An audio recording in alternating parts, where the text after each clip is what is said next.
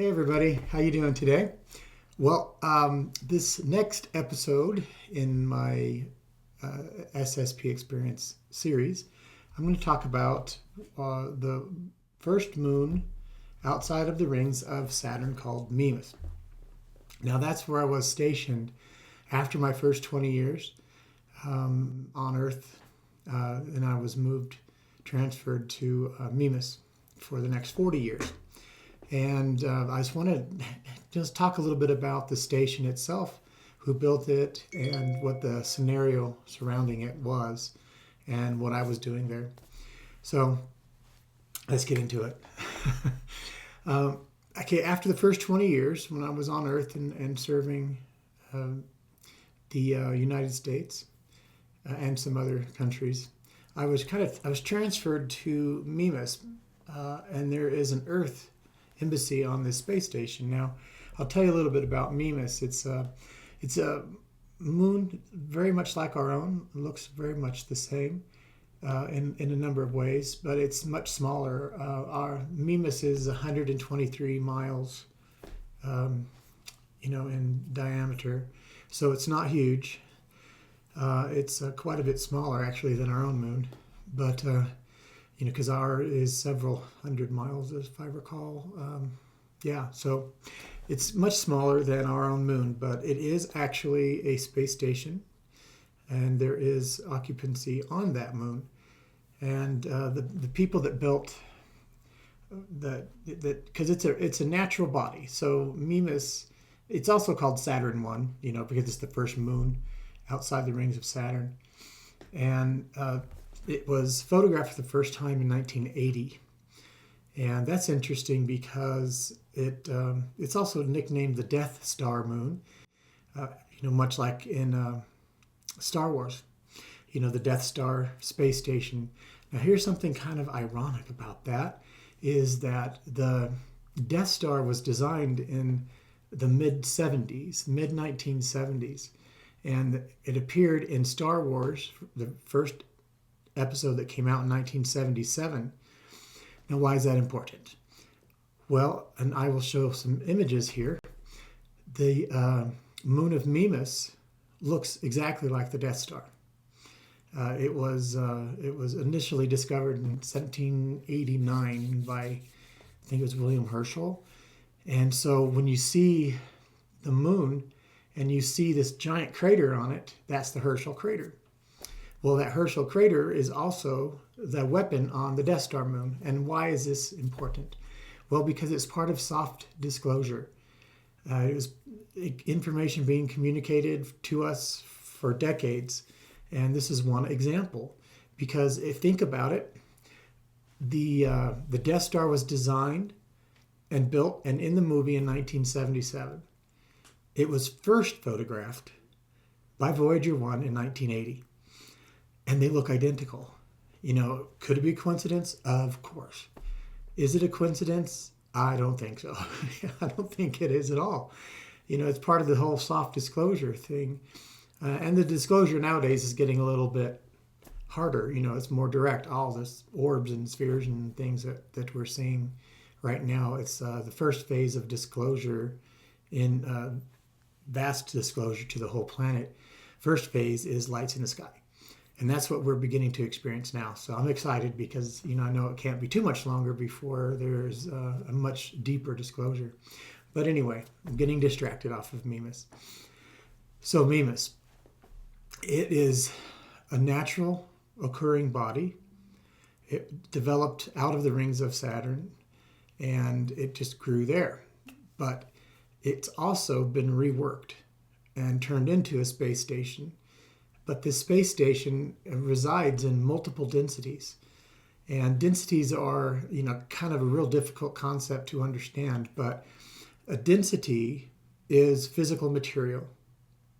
So, and it's vibratory material because all material in the universe vibrates. It can't help but vibrate because there is the photon that makes up the atoms that make up the materials that create this universe. Everything is in a vibratory state. And depending on its vibratory state, on its density, whether it's viscous as water, or when water, you increase the density by freezing it, then it's a piece of ice. So it's the same material, but transformed into something different through its density level. Now, the lower densities are more solid, and then the upper densities get more like air, gas, light, and the further on you go in the upper densities, it turns into light and back to the photonic state. And beings are living in those states. We see them as angels quite often, and other beings. So it depends on the density. So why is that also important? Well, because if we were to get on a ship right now, you and I, we were to fly to Saturn, we were to fly up to the moon of Mimas, we would see a rocky moon. We would see a fairly benign surface with dust and rocks, because that's what we are, third, fourth density. We're, really at the beginning of fourth density, but we're still in third density as well. So we're third, fourth density beings with third, fourth density eyes and a brain to process, through our understanding of what we see. So if we were to fly up to that moon of Mimas and see its rocky surface, you would say, that's not a space station. But what you can do is change your density. And that is a possible thing to do. It's done quite often. And if you were to be able to raise, if you could go from that third, fourth density ship and eyes and move yourself into the upper densities, you would see the moon begin to transform. It would become more of a metallic moon, and it would pretty much end in the eighth density. So it's a pretty high density space. It was built by eighth density beings to interact with lower density beings.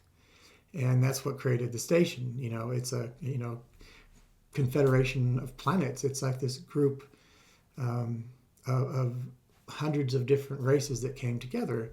So that was the reason it was created, was for that, for benevolent forces to kind of come together and communicate and coordinate. So here we are in this third, fourth density ship. And in that ship, and this is something that actually exists. So when I was flown from Earth to Mimas, and we arrived, then the whole ship looked like a moon, or the station looked like the moon that it looks like in third, fourth density. But the ships have something called, well, I don't know exactly what the official name is. I call it a density engine. So they have engines that transfer you from one place to the other at tremendously high speeds. But then also they have a density engine on their ships. So when they arrive in this third, fourth density ship to this Mimas, they turn on this density engine, and this engine creates like a Faraday cage, but plasma around the ship. Now this plasma can be not manipulated in of itself, but it can be adjusted. So its frequency can be adjusted. Now the frequency, depending on what density you want to visit, you dial in. So you just dial in that they want to visit the eighth density, or whatever density the ship is in the moment, or that they want to visit it.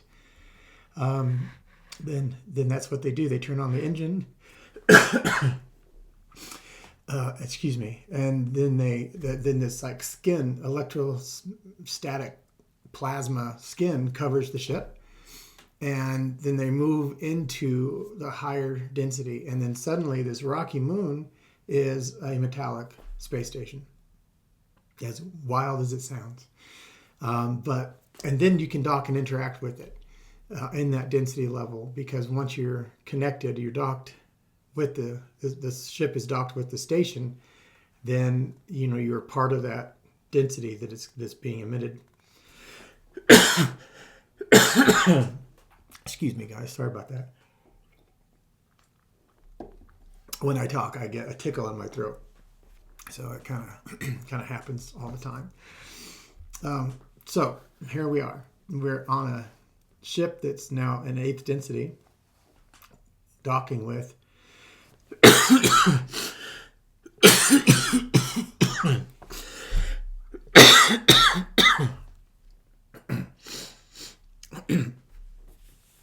docking with the 8th density space station. And sorry about that. So here we are. Let me try this again. So here we are in a 4th density ship, and we're docking with an 8th density space station. So we have to have this engine turned on, right? This density engine.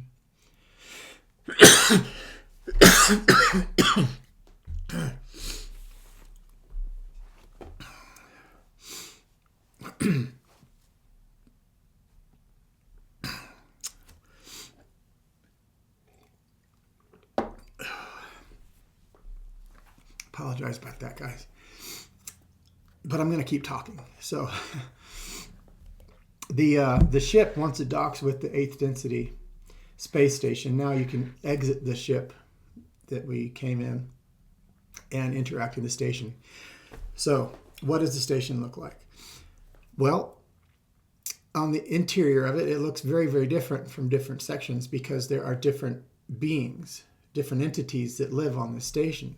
Some can breathe the same air, some cannot. Some need more of a gaseous type of environment in a way that we would not survive in. They would also, live in different density levels. So then they have density engines that separate the sections of the station, so that if you're a 4th density being, then you're comfortable in that full 4th, 5th density, or then they can do a 5th density, 6th density, up to the 8th density, where you can interact more directly, if that's your native density.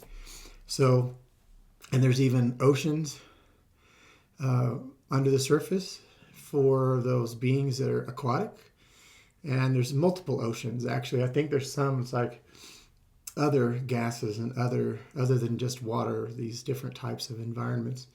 And within each environment is generally, often, a number of different species, because some species can breathe air like we have here on Earth. So all those species can breathe that same environment. But they may not be the same density, but if they can breathe it, then they can visit it for a while. So on the ship, on this space station is an Earth embassy. And I recall what it looks like, are these two really tall, what looks like wood doors, and I think they are wooden doors. I don't know, I don't remember exactly how tall they are, but they're probably, that's right, they're multiple doors. So it's like a door within a door. Like in the center, you can open up a normal set of doors, like 8 feet tall, not 6, but 8 feet tall. And if you're below 8 feet tall, you can enter that door. If you're taller than 8 feet, then you open the second set of doors, and you go in that way. And all the way up to about 10 meters, I think. Because I remember it being really tall. Because there are some amazing tall people that look very human, but they're like 20, 25 feet tall on the station. And so that they're also have accommodations that fit their size. So there's these big wooden doors. And as a side note, there are these beings that exist that evolved from trees. In fact, there's more than one species. And these tree beings were kind of offended that we had wood doors. And I remember it just being kind of an issue. I don't remember anything really coming of it. And I don't know if the doors are still there or if there's something else or what. But they were a little bit offended that we would use wooden doors. And then all the furniture, a lot of the furniture and stuff inside the embassy was wood. Some of them understood, that the wood we were using was not, necessarily sentient wood, although it could be. Many trees are sentient to their level of consciousness here on Earth, especially the older trees. The large older trees have a sentience. At least an awareness and consciousness at some level.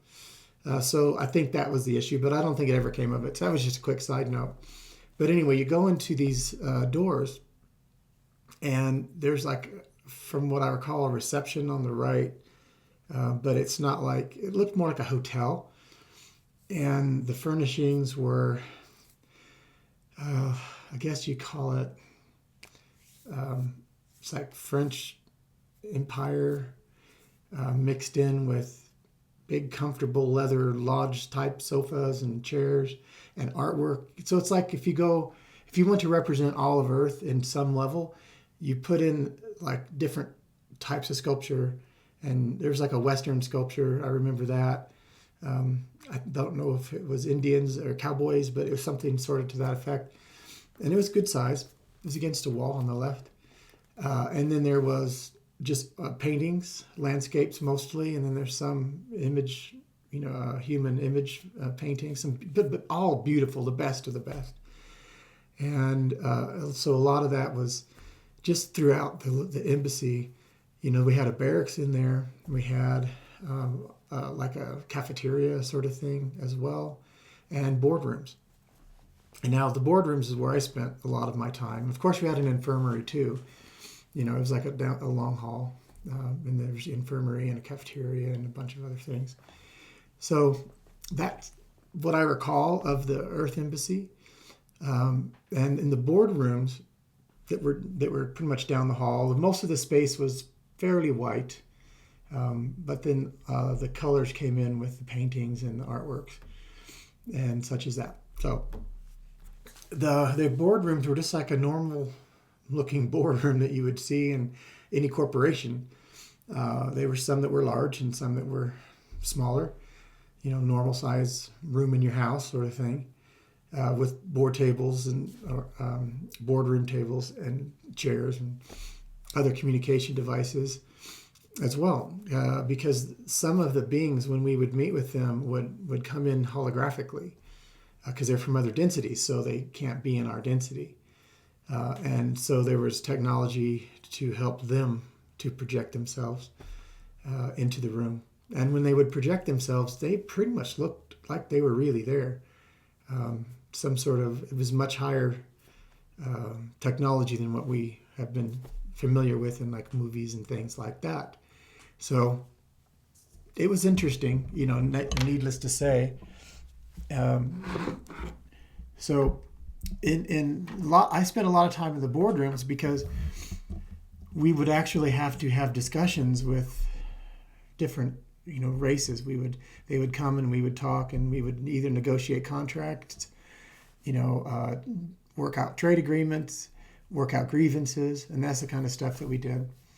And I would always be there with other officers from the Air Force and or Navy that would be in the room pretty much in charge, and I would just be there as somewhat of a empath and telepath, so that they could communicate with me, they being some of the other races, because the races don't necessarily speak out like we do. They don't speak audibly. In fact, a lot of them don't. A lot of them are actually, they talk about, or not talk about, but what they do is they talk through telepathy or mind speak or whatever you want to call it. And some of them they do it through tones, and some of it do it through emotion. Some do it through just showing you an image. Some do a combination of things. So they're all very different. And but they're all pretty much understanding, because they know that human bodies, human forms, we humans are just barely understanding these concepts. So it's like working with like a professor at college working with a little grade schooler, a little kindergartner, and you have to have understanding and patience and just explain things to them in a way that's understandable, because there are so many amazing mysteries out there. So that's a lot of what I would do in my experience on Mimas. Now, I can tell you a couple of stories that happened there. One of them was fairly traumatizing. I was actually in a board meeting with this race that because there are factions. I need to step off and tell you this part. The secret space program is not, that's more recent. I know that the Space Force has been developed now, and I think it was, what was it, 2016 or whatever. But in reality, that program's been around since the 40s. And it's just now been made public, only recently. But that whole process of the communication with what we now call the Space Force, but we also call the secret space program, there are two factions of that, just like there are in a great many things. And there are a number of names that people refer to them. I just call them light and dark because, I don't know, I don't remember their names, but some of the dark fleet, the Earth humans that left the planet, they've actually gone off and done their own thing. So they're really not a part, that I recall, a part of the Mimas, confederation. But they are considered Earth humans, so we're responsible for their actions. Now that doesn't sound right, but that's just how it is. That's a kind of a galactic rule. If you're a singular race and you've split off and you do good and bad, they're both held accountable for each other's actions. That's why I try to tell people that, be loving, be kind, be understanding, and work to love others, because the entire race, the entire human race, is responsible for the actions of every other member of the human race on an energetic, spiritual level. So it's best that we figure that out now. Figure it out now. Come together now. Because we're going to have to do it eventually, and it's way worse later. It's a lot harder to do. When you're non-corporeal, you can get things done much more easily and more effectively in that spiritual understandings and that type of work. So because there are Earth humans that have left the planet, have left Earth, and started colonies on their own, and they're not part of what we call, the Solar Warden or the Light Fleet, or the good guys, bad guys. They're not part of that. They're not part, and they don't try to really get along. They interact sometimes, and sometimes they fight with one another. But for the most part, they kind of stay away because they want to do their own thing. So this dark fleet of Earth humans went to this planet, and I don't remember the name. Names are not something that come back to me rather. But they went to this planet, and I think what they wanted to do is they wanted to trade for some crystals, or I think it was some quartz or something that they had that they needed. And this planet, who is a part of the Mimas and the Confederation of Planets, though they're sort of neutral, they didn't want to get involved with the Dark Fleet because it's a mess, right? It's just a mess. So they actually rejected them and then said, no, we don't want to do business with you. Well, this Dark Fleet was like, okay, well, we're going to take it anyway. So they attacked them and killed, I think, about 300,000 of their citizens. And these are like kind of tall gray looking entities with this triangular shaped head. I've done a drawing. I'll show it up here. So they killed about 300,000 of these beings. And because all Earth humans are responsible for the actions of other Earth humans, they come to, Earth Embassy, they sit down, and we start having a conversation, and they explained what happened, and they were pretty angry about it. Now, this particular race doesn't get angry easily.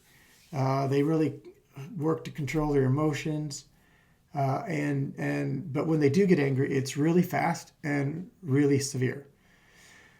So we're sitting in the room, and I won't go into too much detail because I have a video coming up that one of the people that was in the room with me will actually be with me on a video, because we actually found one another and we figured out that, oh my gosh, it's you.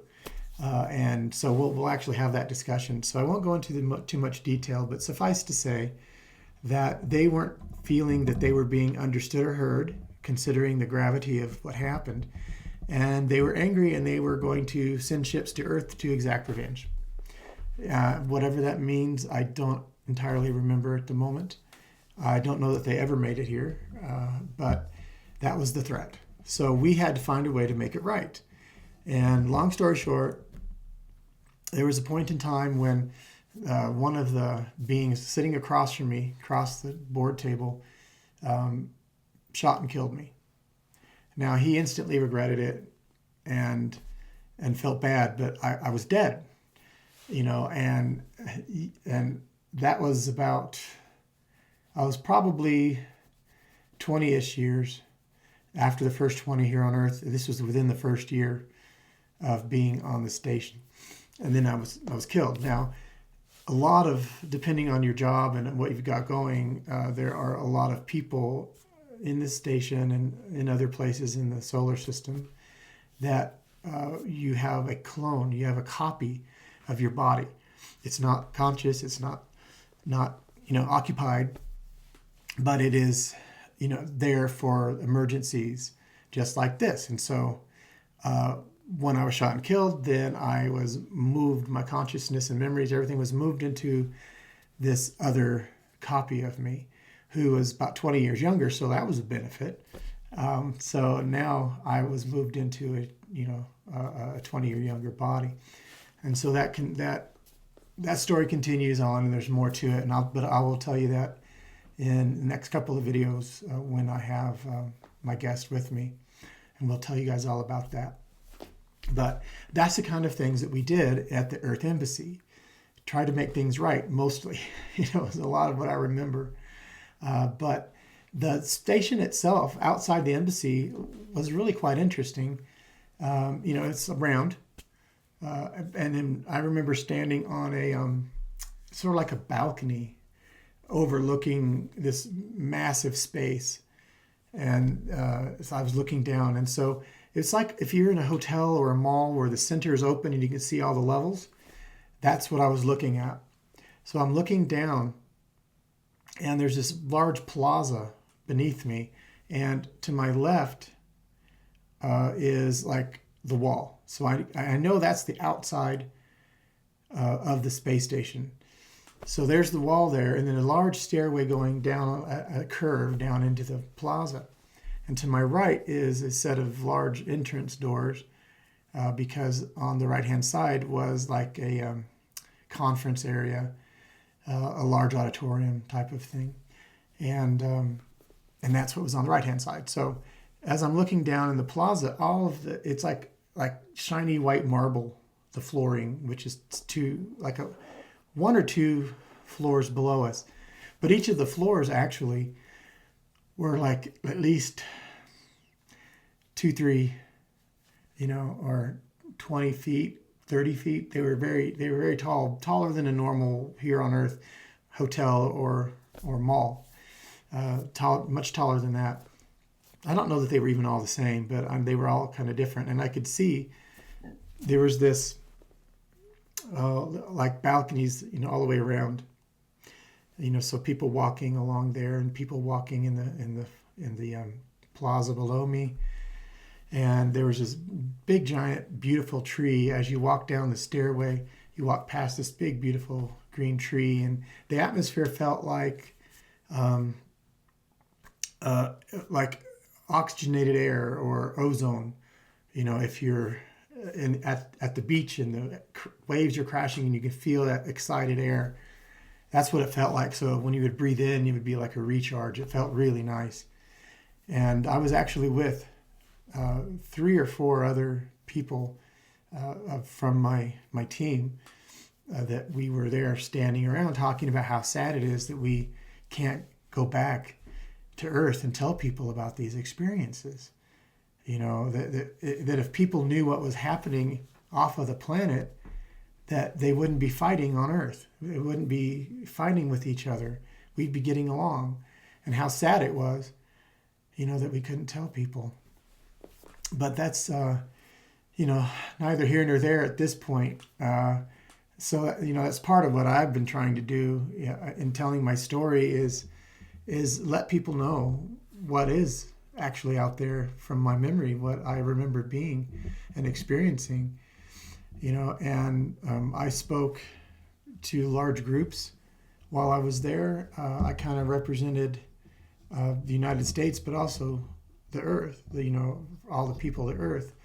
And I was not the guy in charge by any means, but I did speak to a lot of people because I had the telepathic and empathic ability to communicate. That made me an asset. So I did a lot of talks and talking. And so that was pretty much the experience of Mimas. And there are a lot more things to tell, of course. But I just want to do a little bit of an overview of an understanding of what the space station was, what it was like. It was really quite lovely. I enjoyed being there. And the times that I had there were good and bad, just like any other job. And there's a lot more detail to it. I'm writing my story down, so there'll be more detail when all that's done. But these videos are just to give you an idea of my experiences, what I went through, what I remember, and to bring love and hope. Because the whole thing is that I only say what I say to bring hope to people, and to let them know how wonderful and what amazing love there is out in the universe, off the planet, and just to help people, break out of the old paradigm of understanding what we've always held dear. And I know it's scary, it's frightening, I know it is. So I absolutely admire anybody that's able to, to take that chance and to tell your story if you have a story, but also just to break down the old paradigm in your own mind and open it up to something new. And there's a lot of stuff for that. There's a lot of information out there, and I encourage every single one of you to go look out for yourself and feel in your heart when you feel truth, and just accept it for what it is. And then more will come to you, and the story will become more and more enriched and broadened in your life. So I love you all. I thank you all. Thank you again for watching my videos and for sharing my story, and just tons of love to you all. Bye-bye.